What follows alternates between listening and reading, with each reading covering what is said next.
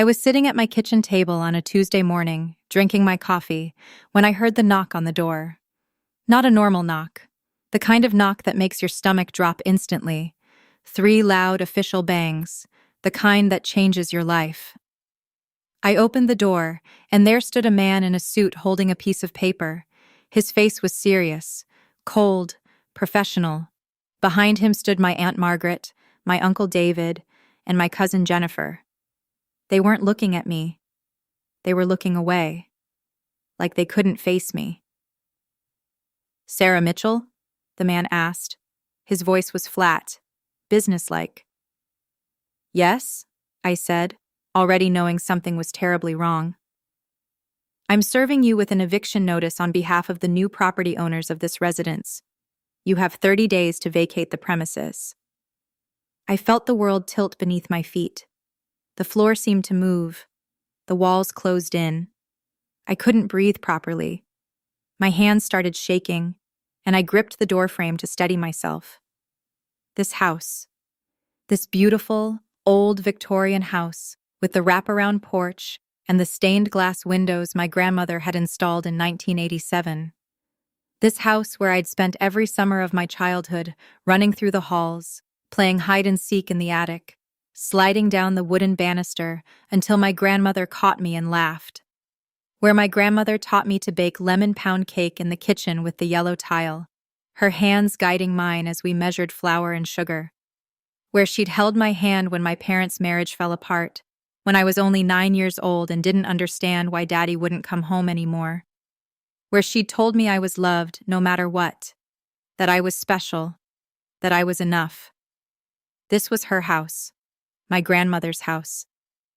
And she had been dead for exactly 27 days. "There must be a mistake," I said, my voice shaking. "This house belongs to my grandmother's estate. I need to see the documentation." The man in the suit looked uncomfortable. He glanced at my Aunt Margaret, then back at me. His jaw tightened slightly. "According to the will on file, the property has been left to your aunt and uncle. The estate attorney has already processed the transfer.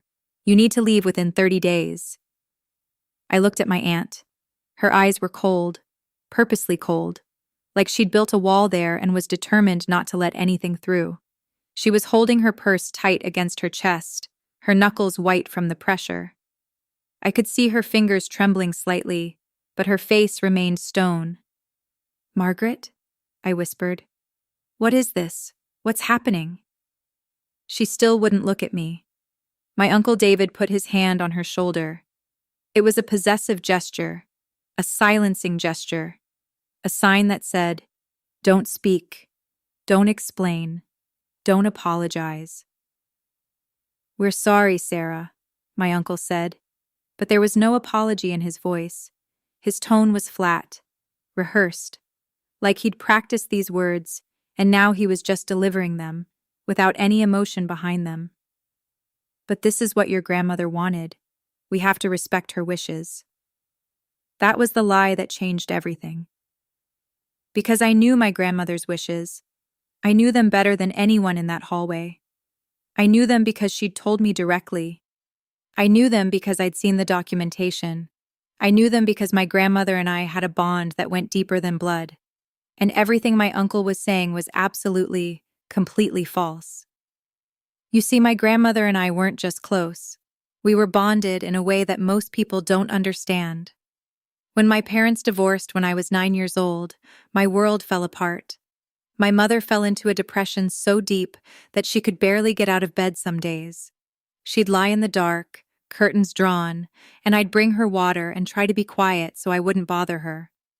My father disappeared into his new life with his new girlfriend, a woman named Crystal, who was only 10 years older than me. He'd call occasionally, but his voice always sounded distant, like he was talking to me from another world entirely. And that's when my grandmother stepped in. Grandma Rose, that's what I called her. She opened her arms and her heart and her home to me. She became my safe place, my anchor in the chaos. She was the one who showed up to my school plays when my parents forgot. I'd be on stage, in my little costume, scanning the audience for a familiar face, and there she'd be in the third row, beaming at me like I was the most talented performer in the entire world. She'd bring flowers afterward and take pictures and tell everyone she met that her granddaughter was a star. She was the one who drove me to soccer practice 3 times a week, sitting on the sidelines with her knitting, cheering louder than any other parent in the bleachers. When I scored my first goal, she stood up and screamed so loudly that the referee gave her a strange look. She was the one who held me when I had my first heartbreak at 16. A boy named Marcus, who I thought I loved, who told me he was moving to California and could we please just be friends. I cried in her arms for hours, and she didn't tell me I was being silly or that I'd get over it. She just held me and let me feel what I was feeling. And when she was sick, when the cancer diagnosis came in that terrible winter of 2022, I was the one who moved in to take care of her. Not my aunt, not my uncle, not even my own mother, who was still struggling with her depression. Me, my grandmother's step-granddaughter, the girl she'd chosen to love when nobody else knew what to do with me. I was the one who sat with her through the chemotherapy appointments, holding her hand in that cold, sterile room while poison dripped into her veins. I was the one who held the bucket when she was sick from the medications, rubbing her back and whispering that it would be okay, even though we both knew it probably wouldn't be. I was the one who helped her to the bathroom at 3 a.m, supporting her frail body as she shuffled down the hallway. I was the one who made sure she had her pain medication on time, setting alarms on my phone so I'd never forget. I was the one who was there when she took her last breath. Her hand was in mine. Her eyes were looking at me, and in her final moment, she smiled. 3 weeks before she died, when she could barely whisper, she called me into her bedroom. I sat on the edge of her bed, careful not to jostle her frail body. The room smelled like the lavender lotion I rubbed on her skin to help her sleep. She reached out and took my hand with surprising strength. "Sarah," she said, her voice thin as paper but steady. "I need to tell you something important." "Shh," I said. "Don't talk, Grandma. Save your energy." "No," she insisted, squeezing my hand with more force. "This matters. I've already made my will official. It's at the lawyer's office. Everything is settled. I want you to know, this house is yours. I'm leaving this house to you. Not to Margaret, not to David. To you. Do you understand me?" I cried at those words. My whole body shook with tears. I tried to tell her she didn't need to leave me anything, that I just wanted her to keep fighting, that I just wanted her to stay with me a little longer. But she was adamant. She gripped my hand and made me promise I understood. She made me promise I wouldn't let anyone convince me otherwise. She made me swear on her life. "People are going to try to take it from you," she said. And her eyes, those bright blue eyes that had always been filled with warmth and laughter, went hard and serious. They turned into the eyes of a woman who'd seen the worst in people and was determined to protect what she loved. "Margaret has always been greedy, Sarah. She's always resented that I did better than her in life. We grew up poor. My mother left everything to me, and Margaret, she was angry about that for 40 years. She's always thought she deserved more, always thought the world owed her something. You promise me you won't let her push you around. You promise me you'll fight for this house." "I promise, Grandma," I said. "I promise I won't let her take it." And then she closed her eyes, and a few weeks later, she was gone. So when the man in the suit told me that the house had been left to my aunt, I knew with absolute certainty that something was catastrophically wrong. "I want to see the will," I said. My voice was steadier now. The shock was wearing off, replaced by a cold, clear anger that I'd never felt before in my life. It was a burning sensation in my chest, a clarity that focused everything. "I want to see the official documentation from the lawyer. I want to see the court filing. I want to see everything." "That's not my job," the man said. He was already turning away, already moving on to the next eviction on his list. "You can discuss this with your aunt, or hire an attorney, but the legal transfer has been completed. You have 30 days. He handed me the eviction notice and left. My Aunt Margaret and Uncle David stood in the hallway, not moving, not speaking. The silence was deafening. It was louder than any words they could have said. "How could you?" I asked her. My voice broke. The anger was still there, but underneath it was heartbreak. Pure, devastating heartbreak. "How could you do this? To me? After everything? After I gave up my entire life to take care of her? After I was there for her when nobody else was?" My aunt's face was hard, unmoved. She looked at me like I was a stranger, like I was someone she'd never seen before. "You're not a blood relative, Sarah," she said coldly. Her voice was like ice. "You're a stepniece. You have no legal claim to this house. Your grandmother made a mistake leaving it to you. We're correcting that mistake." That's when I realized something. That's when I understood that I wasn't just dealing with a greedy aunt who'd convinced my grandmother to change her mind. I wasn't just dealing with family drama or disagreements about inheritance. I was dealing with something much darker. I was dealing with someone who had committed a crime, someone who had forged my grandmother's will, someone who had stolen documents and created fake paperwork and conspired with others to defraud the estate. And I was going to prove it, no matter what it took, no matter how long it took, no matter what I had to sacrifice. Let me back up for a moment. Because to understand why my aunt would do something this desperate, something this illegal, something this cruel, you need to understand the house. And you need to understand my grandmother. Rose Mitchell was not a wealthy woman. She was not a woman of privilege or extraordinary luck. She was comfortable. That's the word I'd use. Comfortable. She had worked as a high school English teacher for 42 years. She'd taught thousands of students. She'd graded papers late into the night. She'd stayed after school to help students who were struggling. She'd spent her own money on books for kids whose families couldn't afford them. She had a small pension from the school district. She had invested wisely over the decades, making careful decisions with her money. She'd lived modestly. She didn't go on expensive vacations. She didn't buy luxury cars.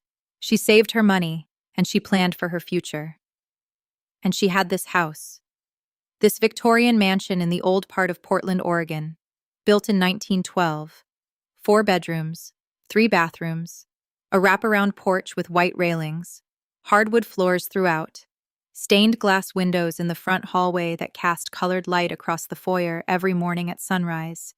The light would hit the windows and fill the whole first floor with reds and blues and greens and golds.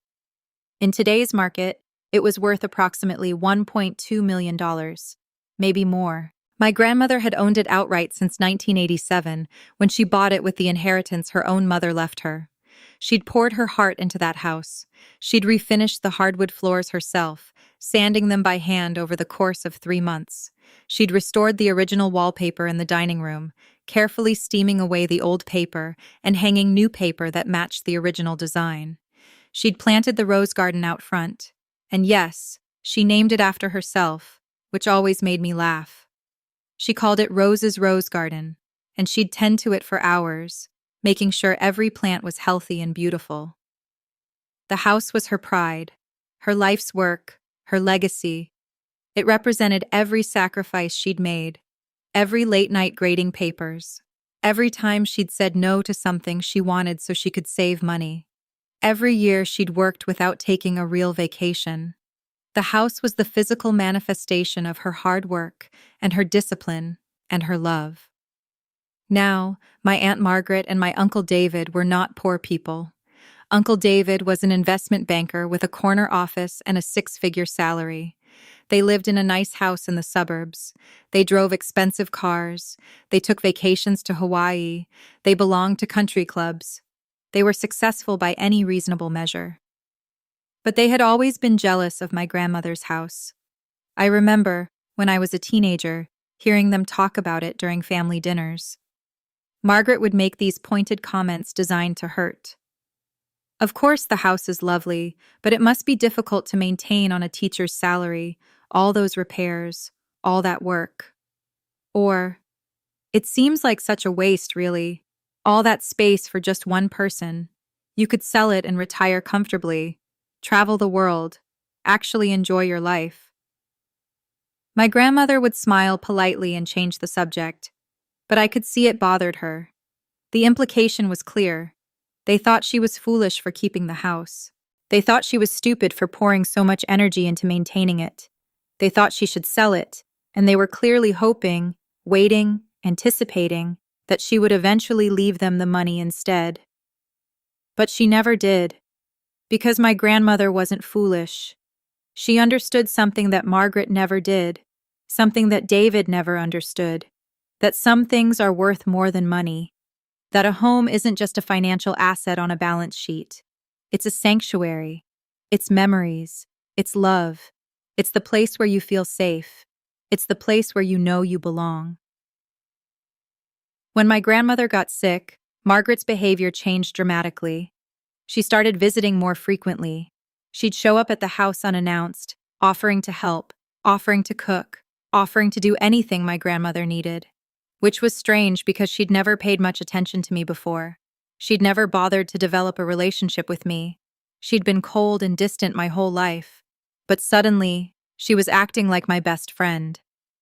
She'd ask about Grandma's health with an intensity that didn't feel genuine. She'd lean in close and ask questions in a low voice, like she was concerned about privacy. But I could sense it wasn't concern. It was something else. It was hunger. It was greed. It was the look of someone calculating how much money they were about to inherit. One day, I was in the kitchen making tea for my grandmother when Margaret came in. She sat at the table and asked me, very casually, if Grandma had talked about what she was going to do with the house. She stirred her coffee slowly, round, and her eyes never left my face. She hasn't said anything to me, I lied, already feeling protective of my grandmother's privacy. I could sense Margaret's disappointment, even though she tried to hide it. It's just, Margaret said, stirring her coffee more slowly now, that we've been thinking about how difficult it must be for you, living here alone with her. Especially as her condition deteriorates. It can't be easy. The stress, the responsibility, the financial burden. I said nothing. I just stared at her. David and I were wondering if maybe, after she passes, you might want to come live with us. We have a guest house. It's quite nice, actually. You'd be comfortable there. And of course, the house would need to go to someone responsible. Someone experienced with properties. David has so much experience with real estate. He's invested in properties all over the country. We thought we might take it off your hands. We could handle the sale for you. We'd make sure you got a fair price. I remember staring at her in absolute disbelief. My grandmother was still alive, still fighting the cancer with every ounce of strength she had left, still hoping for more time, still planning to see me graduate college, get married, have children. And my aunt was already trying to figure out how to take her house. She was already planning what to do with it. She was already thinking about how much money she could make. No, I said quietly. My voice was cold. Grandma's made her wishes clear. This house will go to whoever she wants it to go to. That's her right. It's her house. She built it. She paid for it. She maintains it. What she does with it is her decision and hers alone. Margaret's face hardened. The mask dropped. I could see the real her for just a moment. Angry, resentful, bitter. She stood up and left without finishing her coffee, without saying another word. That was about 2 months before my grandmother died. After she passed, Margaret called the lawyer repeatedly. She called him at his office. She called him at home. She called him on weekends. She was relentless. Each time she insisted that she needed to discuss the will immediately. She claimed that there were urgent matters that needed to be settled. She implied that there might be complications with the probate process that required his attention. The lawyer, Mr. Harrison, had always been professional with me during the few times I'd met him. He was older, maybe in his 60s, with gray hair and kind eyes. He'd known my grandmother for many years, but when I finally managed to reach him after my grandmother's death, after I'd been calling him trying to understand what was happening, I could hear something different in his voice. Concern, confusion, a subtle note of suspicion. "I'm not sure exactly what's happening," he said carefully. "Your aunt has been in contact with me several times, asking about the will. She claims she has a newer version, a more recent version. She says your grandmother changed her mind about who should inherit the house. But I only have the one that your grandmother executed 2 years ago, the one that leaves the house to you." My heart started pounding in my chest. "She what?" I said. "She claims to have a newer will?" "Yes," Mr. Harrison said. "She's been very insistent about it. She says your grandmother updated her will in the last year of her life. But I don't have any documentation of that. And frankly, Sarah, I knew your grandmother quite well. I would be very surprised if she'd changed her wishes without coming to me directly. She was very thorough, very careful about these things. If she'd wanted to make changes, she would have done it through the proper legal channels. Through me." That was when I knew. That was when I understood that my aunt hadn't just tried to convince my grandmother to change her will. My aunt hadn't just pressured her or argued with her or tried to manipulate her. My aunt had forged a new will herself. But the question was, how? How did she do it? How did she get a will accepted as legitimate when my grandmother had been the one who originally created it with proper legal documentation? How did she forge signatures without anyone noticing? How did she present it to the court? The answer came 3 days later, when I found out that my aunt had somehow gotten access to my grandmother's safety deposit box at the bank. Nobody knew how she'd managed it. Nobody knew exactly when it had happened. But according to the bank manager, who called me because he was confused about the different claims being made on the account, the different people showing up with different documents, Margaret had shown up with a key and had accessed the box. The original will wasn't there anymore. The bank's records showed she'd taken it out approximately 48 hours before my grandmother died. 48 hours, 2 days. In that small window of time, when my grandmother was barely conscious, when she was on so much pain medication that she couldn't even recognize people, Margaret had gone to the bank and stolen the original will. My blood ran cold when I understood what had happened. My aunt hadn't just forged a new will. She'd stolen the original to cover her tracks. She'd taken the only document that could prove she was lying. She'd taken the only evidence that existed that contradicted her claims. It was calculated. It was premeditated. It was evil in a way that I'd never experienced before in my life.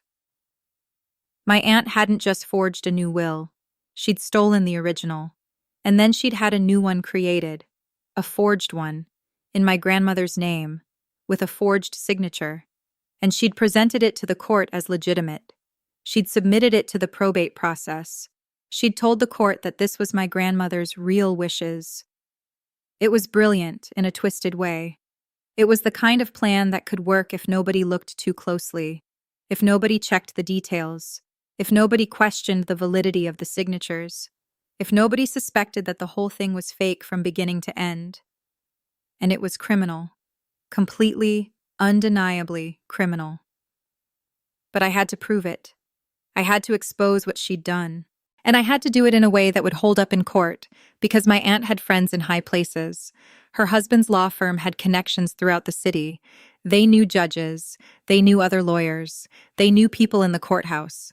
If I went public without absolute proof, without documentation and expert analysis and irrefutable evidence, they could destroy my credibility. They could make me look like the crazy stepniece who was just trying to steal from her own aunt. They could turn this around on me. I had 30 days to figure out how to stop my aunt from stealing my grandmother's house. 30 days to prove she was a criminal. 30 days to get my home back. The first thing I did was hire a lawyer. My aunt had already made the first move in our legal battle, which meant I needed professional help. I called every legal aid organization in Portland until I found someone who would listen to my story. I found an attorney named Robert Chen through a recommendation from a legal aid organization. He was expensive, really expensive, much more expensive than I could afford.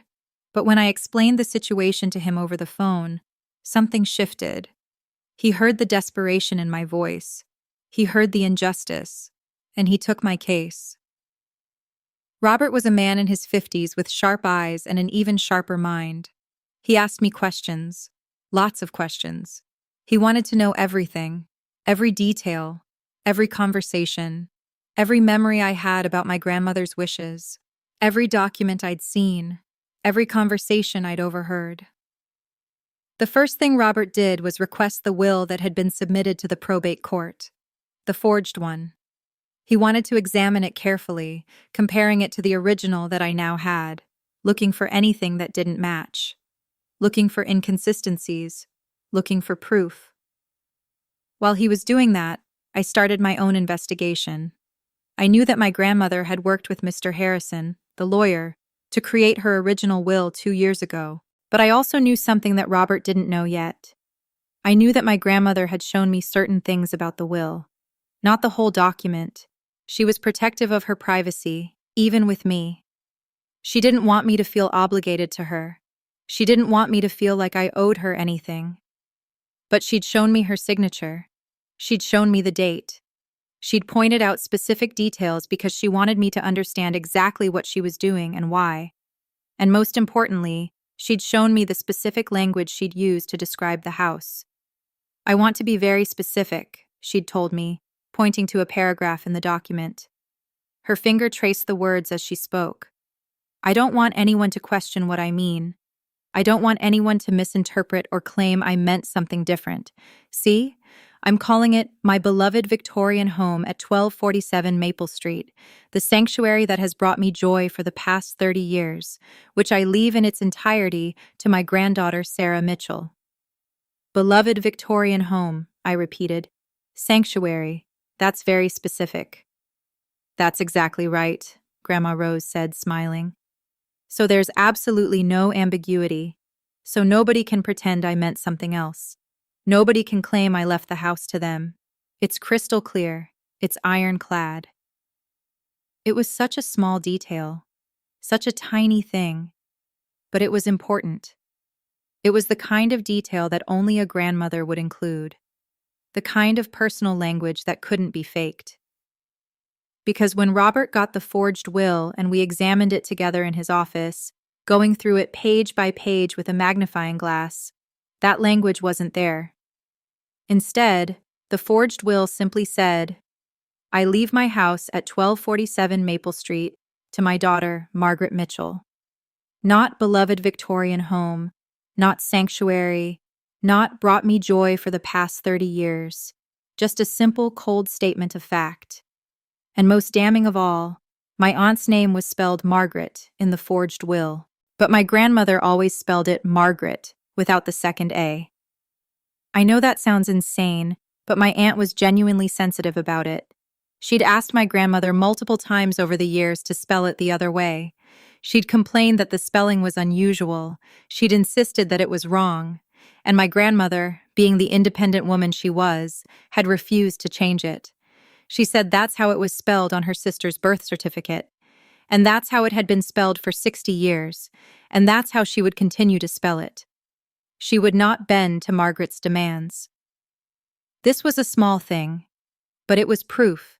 It was absolute, undeniable proof that the will was forged. Because my grandmother would never misspell her own sister's name in an official legal document. She would never make that mistake. She was too careful, too detail-oriented, too aware of how important these things were.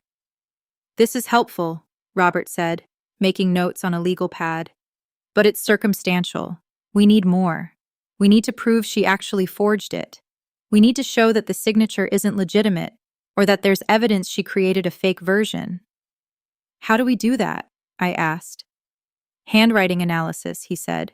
"But that's expensive, and it might not hold up in court without expert testimony, which is also expensive. We're looking at several $1,000s. I felt my stomach sink. I didn't have much money. I was a freelance graphic designer. I made decent money when I had regular clients, but work was sporadic. I'd spent most of my savings helping my grandmother with medical bills not covered by insurance. I'd paid for medications. I'd paid for specialized equipment. I'd paid for private nurses when her pain became unbearable.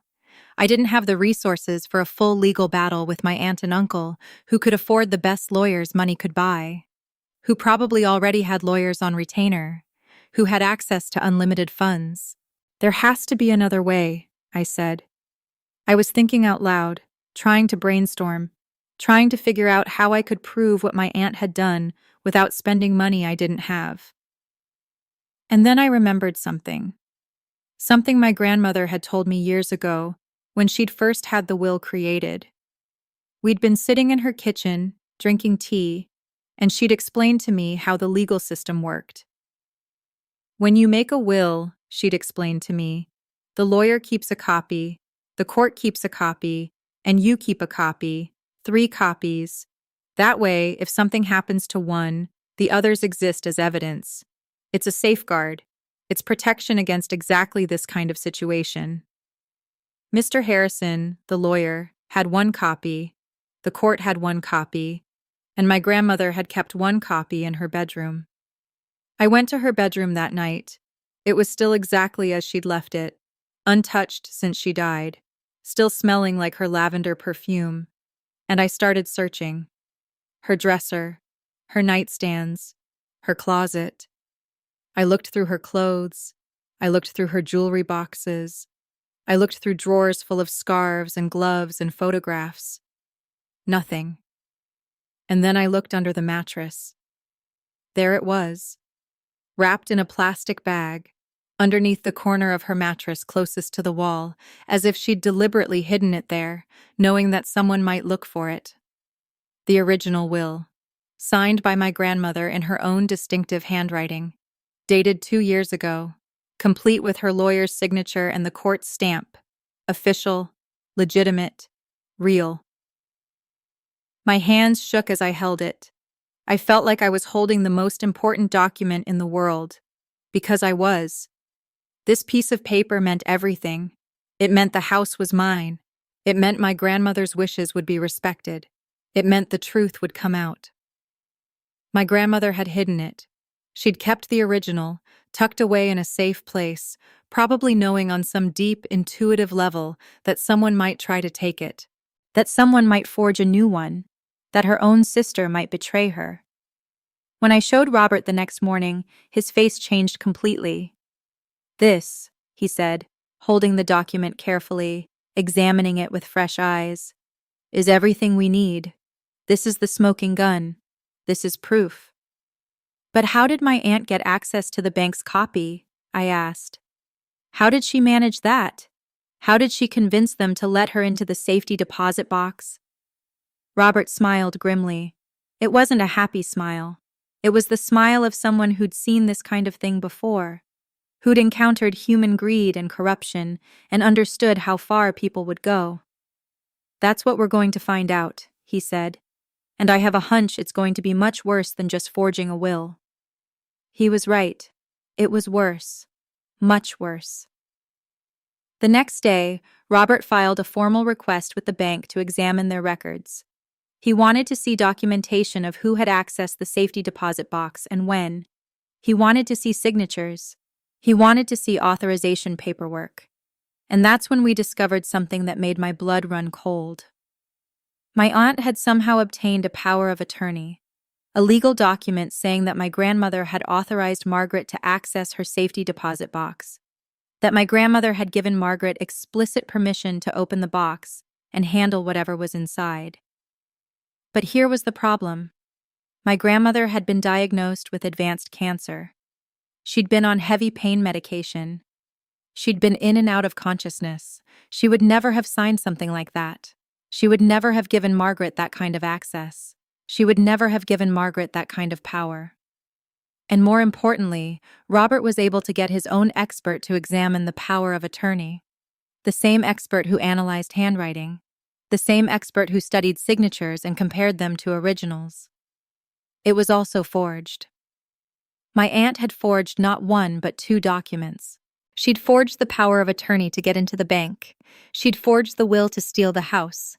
And she'd stolen the original will from the safety deposit box to cover her tracks, to make sure that nobody could prove what she'd done. This wasn't just greed anymore. This was fraud. This was elder abuse. This was potentially criminal conspiracy. Because we discovered, and this is where it got really dark, that the person who'd created the forged will, the person who'd notarized it, the person who'd put her official stamp on the document and claimed to have witnessed my grandmother's signature, was a friend of my uncle's. A notary public who worked in his law firm's building. When we dug deeper, we found that this notary, a woman named Patricia Summers, had never actually met my grandmother, never verified her signature in person, never witnessed her sign anything, never had any direct contact with her whatsoever. She'd just notarized a fake signature because my Uncle David asked her to. My uncle. The successful investment banker. The man who'd been my family. The man I'd trusted. The man who'd sat at family dinners and laughed and pretended to care about me. He'd conspired with his wife. He'd helped her commit fraud. He'd asked one of his colleagues to forge an official notary stamp. He'd brought other people into the conspiracy. It was almost too much to comprehend. It was almost too dark. It was almost too evil. But we had them. We had all the proof we needed. We had the original will. We had the forged will. We had the forged power of attorney.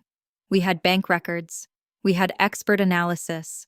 We had documentation showing that the notary had never met my grandmother. We had everything. And now it was time to go on offense. Robert wanted to file the lawsuit immediately. He wanted to go straight to court with the evidence. He wanted to go on the offensive and let my aunt and uncle explain themselves in front of a judge. He wanted to make them answer for what they'd done. But I asked him to wait. I asked him to give me some time. I wanted to give my aunt a chance to come clean. I know that sounds naive.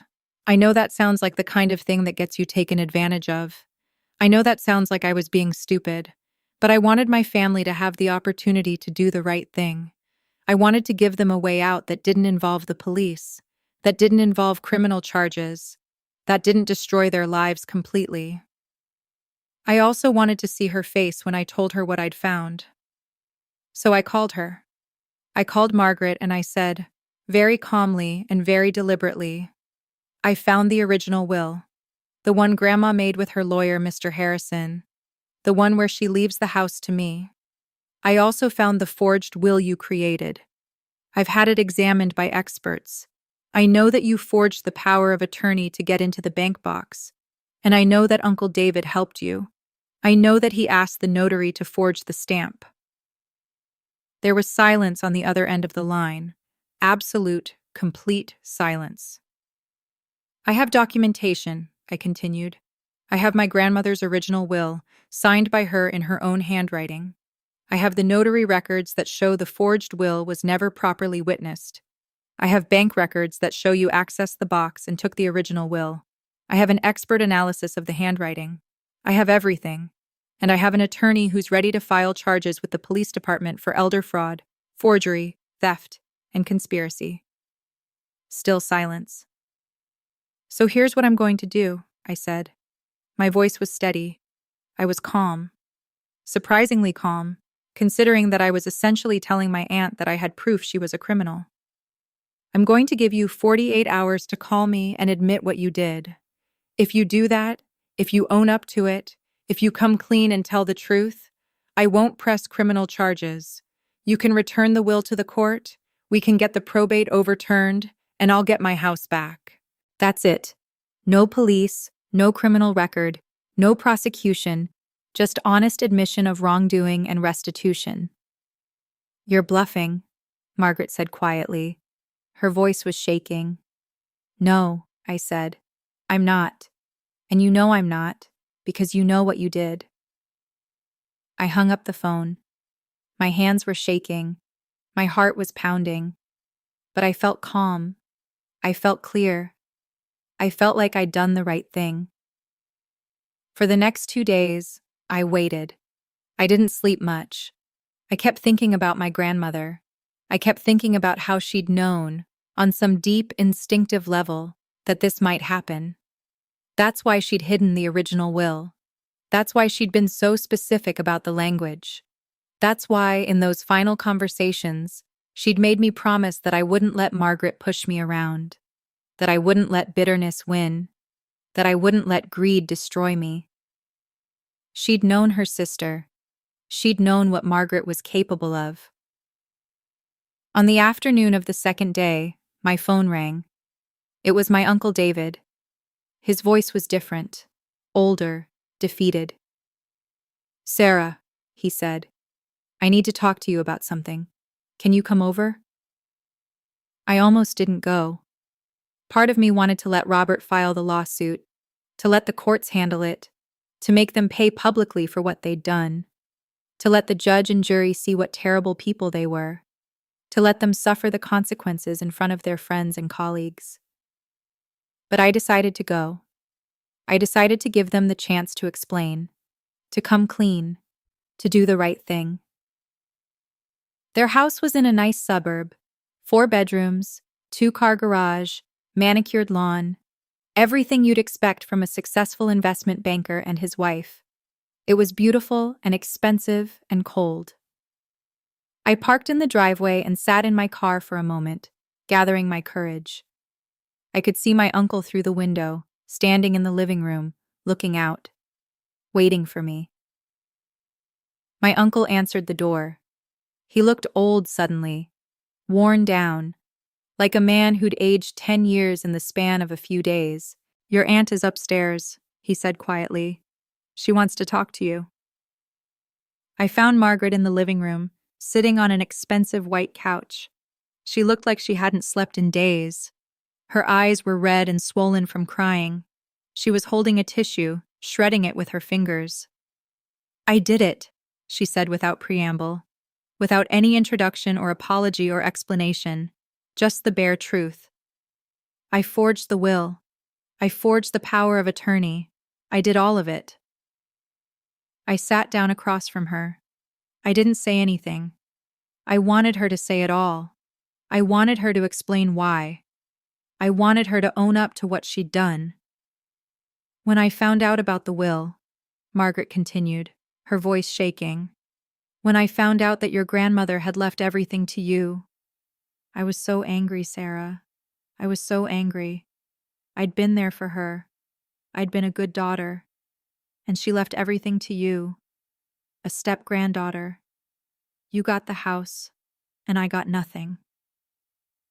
"You're not a stepdaughter to me," I said quietly. My voice was calm. "You're my aunt. I'm my grandmother's step-granddaughter because my mother married your brother. But you're still blood. You're still family." "I know," Margaret said, and she started crying. Real tears. Not crocodile tears. Real, devastating tears. "I know that now, but I didn't think about it that way then. I just thought it was unfair. I thought your grandmother was punishing me. I thought if I could just get the house, if I could sell it, maybe everything would be okay. Maybe I could stop feeling so angry all the time." "So you forged documents," I said. Not a question. A statement. "Yes. I went to David's office. I had a notary friend. She never questioned me. I created a new will. I made it look as authentic as possible. Then I went to the bank and I took your grandmother's original will. I didn't plan to do that. But when I saw it in the box, I took it. I panicked. I thought if the original didn't exist, nobody would question the forged one." "You're going to turn yourself in," I said.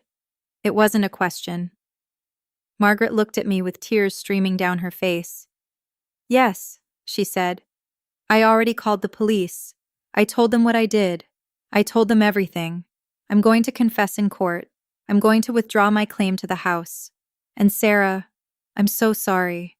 I'm so sorry for what I did to you, for what I did to your grandmother's memory, for betraying your trust." I let her cry. I didn't comfort her. I didn't forgive her. Not yet. Maybe not ever. But I listened. And when she was finished, I got up and left. I drove straight to the courthouse, where Robert was waiting with all our documentation. Because Margaret's confession, while meaningful, wasn't enough to stop the legal process. We had to go through the court. We had to make it official. We had to prove it in front of a judge. We had to make sure that the legal system confirmed what we all knew to be true. The hearing took place 3 weeks later in probate court. Judge Sarah Mitchell, and yes, we had the same name, which my attorney thought was a good sign, presided over the case. It was a strange feeling, having a judge with my same name. Like the universe was telling me something, like fate was on my side. The courtroom was relatively empty. There were no crowds, no media, just the people involved in the case. My Uncle David was there, sitting in the back row, his face blank. My Aunt Margaret was there, accompanied by her own lawyer, a woman named Patricia Williams, who looked like she wanted to be anywhere but in that courtroom defending a woman who'd confessed to forging documents. I was there with Robert. We had a table in the front. We had all our documentation. We had the original will. We had the forged will. We had expert analysis. We had bank records. We had everything. And various court officers and clerks moved about, conducting the business of the day. A few other cases were heard before ours. A dispute over a commercial lease, a contested will from another family, the machinery of justice grinding on. Finally, Judge Mitchell called our case. Mitchell versus Mitchell, she said, reading from her papers. Probate matter, contested will. Robert stood and presented our evidence. He did this methodically, carefully, deliberately. He presented my grandmother's original will. He described how we'd found it. He explained the specific language my grandmother had used. He presented the forged will that Margaret had created. He described the differences, the missing language, the misspelled name, the coldness of the forged document compared to the warmth and specificity of the original. He presented the expert analysis of the handwriting, showing clear and dramatic differences between my grandmother's actual signature and the one on the forged document. The expert had created charts and graphs. The differences were obvious to anyone who looked. He presented the power of attorney, which he showed to be a forgery as well. He explained how Margaret couldn't have possibly obtained my grandmother's authorization for this document because my grandmother was incapacitated at the time it was supposedly signed. He presented bank records. He presented testimony from the bank manager about when and how Margaret had accessed the safety deposit box. He presented documentation showing that the notary who'd notarized the forged will had never met my grandmother, never verified her identity, never witnessed her sign anything. It was damning. It was comprehensive. It was irrefutable. The evidence spoke for itself. It told a story of betrayal and greed and crime. Then Margaret's lawyer stood and presented Margaret's confession. She admitted to forging both documents. She admitted to taking the original will. She admitted to submitting the forged will to the court with the intent to commit fraud. The judge listened to everything. She reviewed every document. She asked questions. She studied the handwriting analysis. She looked at the bank records. She examined every piece of evidence with care and attention. And then she made her ruling. "It is clear to this court," Judge Mitchell said, her voice firm and authoritative, "that the will submitted by the defendant, Margaret Mitchell, was forged. It is equally clear that the power of attorney was also forged. The evidence presented by the plaintiff, Sarah Mitchell, is conclusive and compelling. The original will, which has been presented as evidence, is legitimate. It bears the signature of Rose Mitchell and was properly executed 2 years ago. The forged documents are fraudulent. They were created with the intent to defraud the estate and to steal property that did not belong to the defendant." She paused. I felt tears starting to slide down my face. I felt Robert's hand on my shoulder. "Therefore," she continued, "the forged will is hereby invalidated. It is stricken from the record. The original will, executed by Rose Mitchell on June 15th, 2 years ago, is declared the legitimate and binding will. The probate of Rose Mitchell's estate is hereby corrected. All properties, including the house at 1247 Maple Street, are transferred to the legitimate heir as named in the original will, Sarah Mitchell. She banged her gavel. It was official. It was done. I owned the house. The judge then looked at Margaret and said, "This court is also forwarding all evidence of fraud to the district attorney's office for potential criminal prosecution. The defendant is cautioned that making false statements under oath is a crime." Margaret's face went white. What happened next was what I didn't expect. As we were leaving the courthouse, as I was shaking hands with Robert and thanking him profusely for his help, my Uncle David approached me. He looked defeated, broken, like a man who'd lost everything. "Sarah," he said quietly. His voice was barely above a whisper. "I need to tell you something."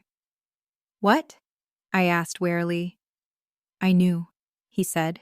"I knew what Margaret was doing, and I didn't stop her. I knew it was wrong, and I helped her anyway. I told the notary to do it. I encouraged Margaret. I gave her advice on how to make it look legitimate. I participated in the fraud. I'm deeply ashamed, and I wanted you to know that. And I wanted to apologize." I didn't say anything at first. I just looked at him. This man who'd been my uncle my whole life, who'd come to some of my birthday parties when I was a kid, who'd treated me with kindness before all of this, who'd helped my aunt commit a crime. "Why?" I asked finally. "Why would you help her do something so obviously wrong, so illegal, so cruel?" "Because I wanted to keep my marriage together," he said simply. His eyes were filled with shame. Margaret was. She was so angry all the time, so bitter about the will, so resentful. I thought if I helped her get the house, maybe she'd be happy again. Maybe the anger would go away. Maybe we could have a good life. So I helped. And now look at us. Our marriage is destroyed. My reputation is tarnished. Our law firm will suffer consequences. All because I tried to appease her greed instead of telling her the truth. He gestured vaguely toward Margaret, who was standing across the courtroom, talking to her lawyer. "I hope it was worth it," I said coldly, and I walked away. Margaret pleaded guilty to forgery, elder fraud, and attempted theft. She received 3 years probation and was required to pay restitution to my grandmother's estate. Her notary license was revoked permanently. She and David separated, and as far as I know, they eventually divorced. The house was officially mine, legally, completely, irrevocably mine. I could have sold it.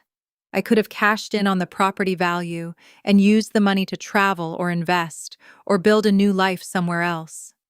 I could have turned around and gotten my revenge by forcing them to live with the consequences of their actions. I could have pressed for maximum criminal penalties. I could have made their lives as difficult as they'd tried to make mine. But that's not what I did. Because in the end, this story isn't really about revenge. It's not about making my aunt and uncle suffer. It's about something much deeper, something that my grandmother understood and tried to teach me. You see, when my grandmother died, I lost more than just a person I loved. I lost my home. I lost my sanctuary. I lost the physical space where I felt safe and protected and understood. For a moment, I thought I'd lost it forever. I thought my aunt's greed and my uncle's weakness had taken away the last piece of my grandmother I had left. The last place where I could feel her presence. The last place where I could remember her. But I didn't let that happen. I fought for it. I dug deeper than I ever thought I would have to. I gathered evidence. I hired lawyers. I made hard decisions. I confronted my family. I went to court. I faced down liars and criminals and people who tried to steal from me. And I got my home back.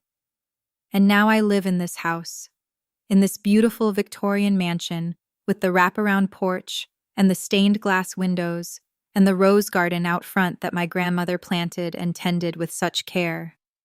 I walk through these rooms and I feel her presence everywhere. In the kitchen where we baked lemon pound cake together.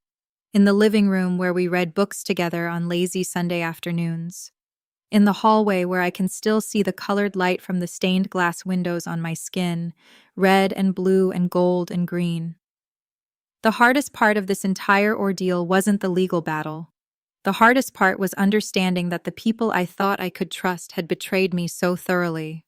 My aunt, who I'd tried to be kind to, my uncle, who I'd respected as a successful businessman, my cousin Jennifer, who'd stood in my hallway with an eviction notice.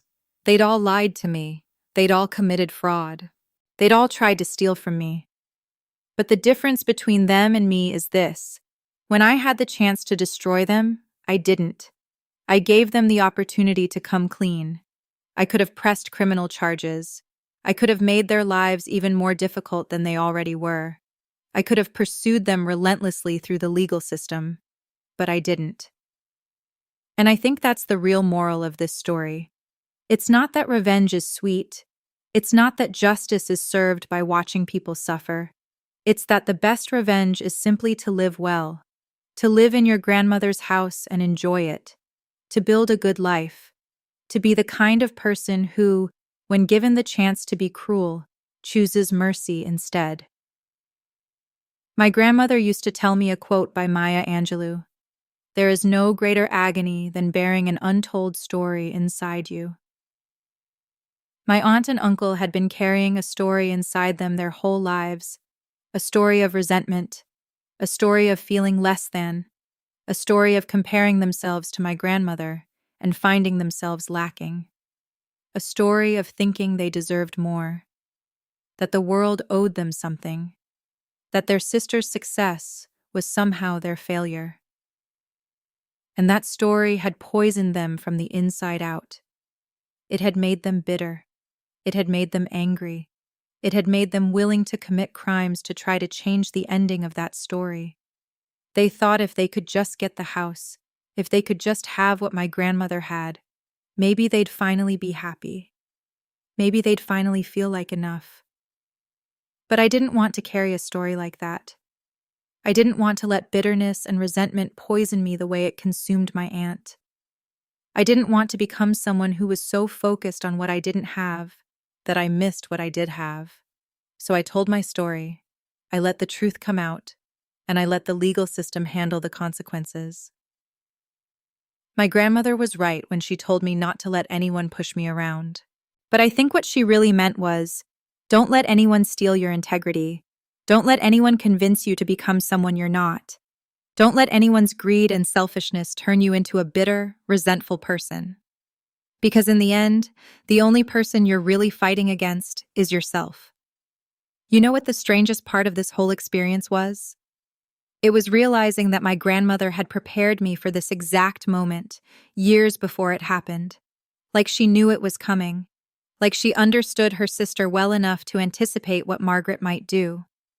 A few months after the court case was resolved, after Margaret had accepted her plea deal and my uncle had apologized, and life had started to move forward, I found something. I was going through some of my grandmother's papers, old letters, old photographs, things she'd kept in a drawer in her desk, personal items, memories, letters from friends, postcards from places she'd visited, and I found a letter addressed to me. It wasn't sealed. It wasn't hidden in a secret place. It was just sitting there, in a plain white envelope, with my name written in my grandmother's handwriting. On the back of the envelope, in shaky letters that showed her hands were beginning to fail even as she was writing, she'd written, "Read this after I'm gone." I sat down in her bedroom, which was now my bedroom, and I opened that letter. My hands were shaking as I unfolded the paper. I read words that broke my heart all over again. "My dearest Sarah," it began. "If you're reading this, then I'm gone. And if you're reading this, then I fear that Margaret has done what I've been dreading she might do. I hope I'm wrong. I hope my suspicions are unfounded. I hope my sister isn't capable of the things I'm worried about. But I don't think I'm wrong. I know Margaret. I've known her my whole life, and I know what greed can do to a person." I kept reading. Margaret has always been a disappointed person. Disappointed in herself. Disappointed in her choices. Disappointed in me, for some reason I've never fully understood. "We grew up in poverty, Sarah. Our mother was a single parent who worked 2 jobs. We didn't have much. But I was smart, and I worked hard, and I was able to climb out of poverty. I became a teacher. I built a life. I created stability. And Margaret didn't. She felt like the world owed her something. She felt like she should have had what I had without having to work for it. Over the years, I've watched her become bitter, and I've watched that bitterness curdle into something darker, into anger, into resentment, into a kind of poison that consumed her from the inside. About 6 months ago, she started asking me very specific questions about my will. Who was the executor? Where were the documents kept? Had I ever thought about changing things? These questions made me very uncomfortable. So I went to Mr. Harrison, my lawyer, and I made sure he documented everything carefully. And I made a copy of the will and I hid it, just in case Margaret tried something. But the reason I'm writing this letter is because I need you to know something, Sarah. I need you to know that whatever happens with the house, whatever Margaret does or doesn't do, it doesn't matter. The house is just a thing. A beautiful thing, yes. A thing I love. A thing I've poured my heart into. But just a thing. What matters is you. You are my legacy. You are the proof that love can transcend blood. That family isn't just about DNA. It's about who shows up. It's about who stays. It's about who sits with you in the dark when you're scared. You did that for me, Sarah. When no one else came. When my own children were too busy with their own lives to spend time with their aging mother. When my sister was too consumed with envy to offer support. You came. You stayed. You loved me. You made my final days peaceful. You made my final days filled with joy. So if Margaret takes the house, let her. If she steals it, fight for it legally, but don't let it steal your soul. Don't become angry like her. Don't become bitter like her. Stay kind. Stay true. Stay the person I know you to be, and know that I am so proud of you. I am so proud of the woman you've become. And I love you, not because you're my granddaughter, but because you're you, because of your character, because of your heart, because of the way you move through the world with grace and kindness, even when the world doesn't deserve it. Forever yours, Grandma Rose. I don't think I've ever cried so hard in my life, because my grandmother had known. On some deep, intuitive level, she had known that Margaret would try to take the house, and she'd made provisions. But more importantly, she'd prepared me emotionally. She'd made sure I understood that the physical house wasn't what mattered. What mattered was the love. What mattered was integrity. What mattered was staying true to yourself, even when everything around you is falling apart. When I read those words, I realized that I'd already won. I'd won the moment I chose to fight for the truth, rather than let the lies stand. I'd won the moment I chose to keep my integrity, even when it would have been easier to just walk away. I'd won the moment I chose to give my aunt a chance to come clean, rather than destroy her completely. The house was just the prize. The real victory was something much deeper. Today, I still live in my grandmother's house. I've made some changes over the years. I've updated the kitchen, repainted a few rooms, made it my own in small ways. But I've kept the rose garden. I've kept the stained glass windows. I've kept the bones of the place my grandmother loved so much. This house is part of me now, and I am part of it. My Aunt Margaret moved to another state. I heard she went to therapy. I heard she and my uncle eventually reconciled, then divorced again. I don't follow their lives closely. I don't need to. I got what I needed. The truth. I got justice. I got my home back. And here's the thing about the truth that nobody tells you. It's not always satisfying. It doesn't always feel like victory when you win. Sometimes the truth is just sad. It's sad that my uncle was weak enough to help his wife commit fraud. It's sad that my aunt was bitter enough to try to steal from her own sister's granddaughter. It's sad that greed and resentment can turn people into criminals. But sad doesn't mean wrong. The truth is the truth, even when it hurts. And sometimes, telling the truth, even when it destroys relationships and ruins lives, is the only moral choice available to you. My grandmother understood that. That's why she left me that letter. She knew I would face a choice: stay silent to protect the family, or speak up and risk everything. And she was telling me in advance that speaking up was the right choice, that integrity matters, that telling the truth matters, that protecting what's yours matters. The lesson here, the real lesson, is that integrity matters more than comfort. Speaking the truth matters more than keeping the peace. And protecting yourself, standing up for yourself, fighting for what's yours, that's not selfish. That's necessary. Too many people stay silent when they should speak. Too many people let themselves be taken advantage of because they don't want to make waves. They don't want to be difficult. They don't want to upset people. They don't want to be seen as greedy or selfish or unforgiving. And I understand that impulse. I really do. It's easier to let someone else win than to fight for yourself. It's more comfortable to pretend you're okay with being treated badly than to demand better. It's less painful to give up than to stand your ground. But here's what I learned. Allowing someone to mistreat you doesn't make you noble. It makes you complicit in your own suffering. It teaches them that they can get away with hurting you. It gives them permission to hurt other people. So I stood up. I gathered my evidence. I hired a lawyer. I walked into that courtroom. And I said, "This is not okay. This is a lie, and I will not accept it." And I won. But more importantly, I kept my soul. I didn't become like my aunt. I didn't let bitterness and resentment poison me from the inside. I didn't lose myself in anger and hatred. I stayed kind. I stayed true. I gave my aunt a chance to come clean, even when I was angry enough to destroy her completely. That's the person my grandmother raised me to be. And that's the person I chose to stay. I think about my grandmother every single day. I think about her when I'm in the kitchen baking. I think about her when I'm in the rose garden, tending to the flowers.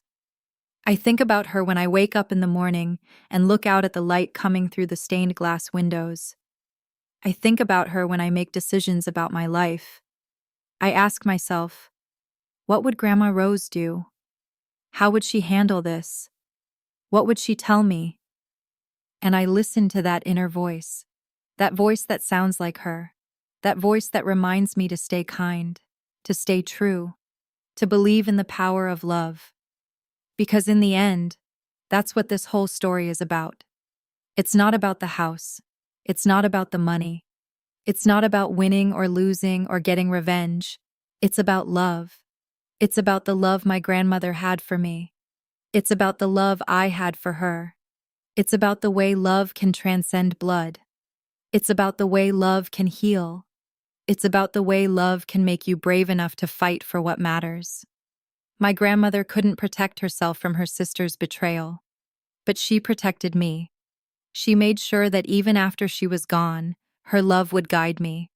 Her wisdom would sustain me. Her legacy would live on. And that's the most important victory of all. The house is beautiful, and I'm grateful to have it. But the real inheritance my grandmother left me isn't the house. It's the knowledge that I'm loved, that I'm valued, that I'm enough, that I matter. And that, my friends, is everything.